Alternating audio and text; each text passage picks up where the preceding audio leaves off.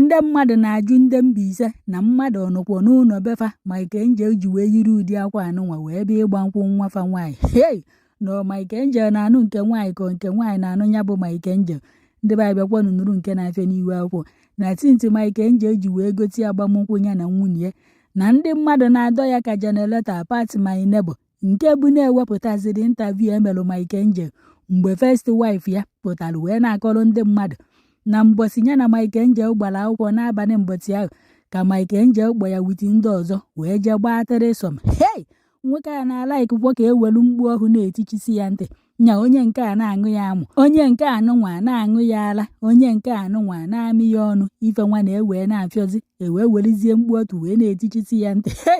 Ya bụ nwoke egotikwalụ nke nwaanyị ụdịka mmadụ ọ bụ na mbido kama nke nwaanyị ya agbafelụ o were maka ego wee nọrọ nkịta anụnwa ọpụtagwe wee na-ebe anya m ewee mee Michael Angel interview wee na-ajụ ya na ya bụ ife first wife ya na-akọ na-ewu ewu n'ihu akwụkwọ na eziokwu ka asị ya bụ nke nwoke agọghọkwa agọ. Ewee na-ajụ ya ebe ahụ na o nwere oyi nwaanyị kịta ka ọ na onweghị mma agbanyere unu ka unu gere ife ọ kọrọ.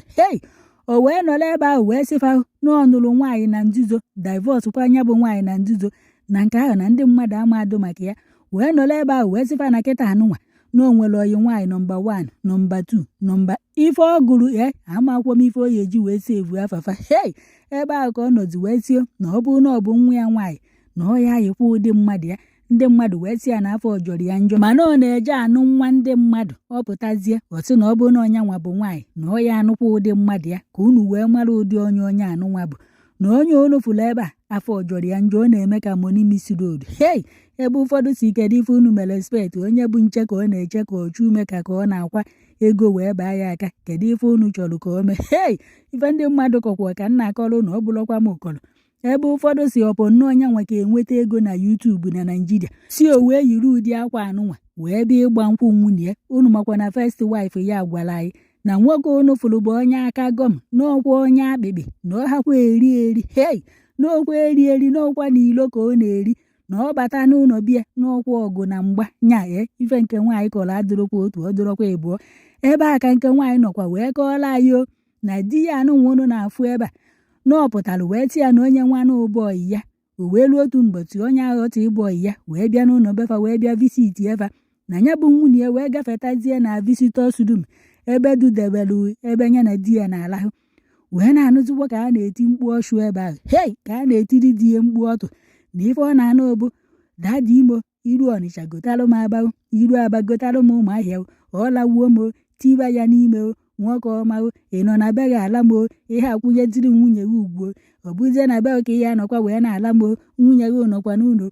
Nwunye ya si na ọnọkwa ebe ahụ wee na-anụ mkpu ọṅụ nwaanyị na-etiri ya wee na-ajụzi onwe ya na ọ bụzikwa onye di ya tiri ya n'ọyị ya ka ọ na-etiziri di ya mkpu ọchụ.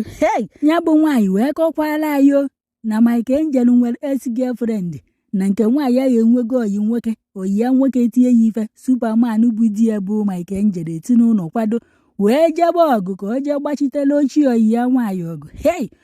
Wee kọkwala anyị na di ya unu na-afụ ebe a pụta ọ na-akọrọ ndị ọyị ya na ya bụ nwunye ya amaghị esi nri. Ndị ọyị ya nwezie mbọsị faso di ya nata n'ụlọ ebinyezie fa nri faricha fa amịcha aka na-atịzi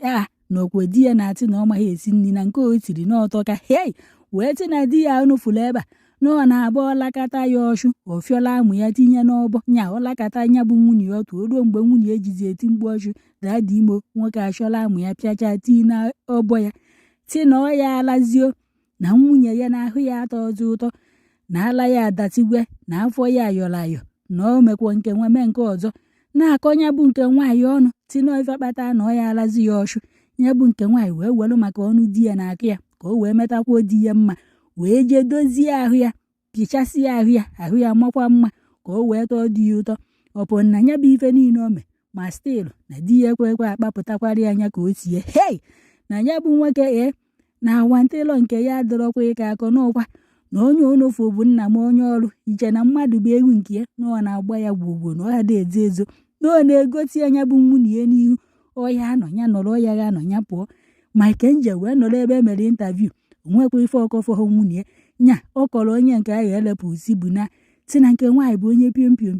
onye wam na ya enyekwa nwoke ibe ya ndụmọdụ ka o jee nụrụ ụdị nwunye ya. Ndị mmadụ wee na-atịzi na ọ chọzikwa ka anya bụ nke nwaanyị nụọ di ọzọ ka ọ chọzi ka ọ bụrụzie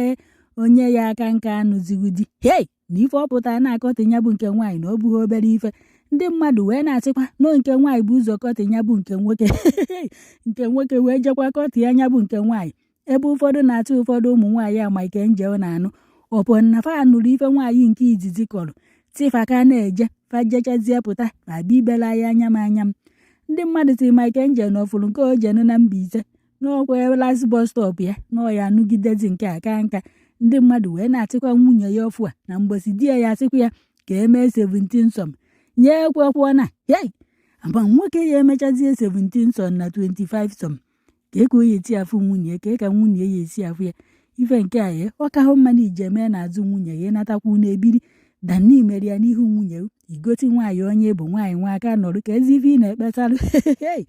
ogbokwu obere ife onye nọrọ ebe ọ na ebe ọ nọ ha na-agụ ya ụfọdụ ụmụ nwaanyị pụtara na-atị anyị chọrọ ka anyị bụrụ ya oluzie mgbe nwaanyị kọrọ onye ọbụla n'ọzọ ụfọdụ agbakwọ na ụfọdụ ụka na-ejekwa ụfọdụ ụgbara ọtọ ụfọdụ ụka na-etinyekwa isi ka anụ ọfa unu fụkwa na nke Mbaise a n'ọnụ dabia ọ ka ya anụkwa onye ọzọ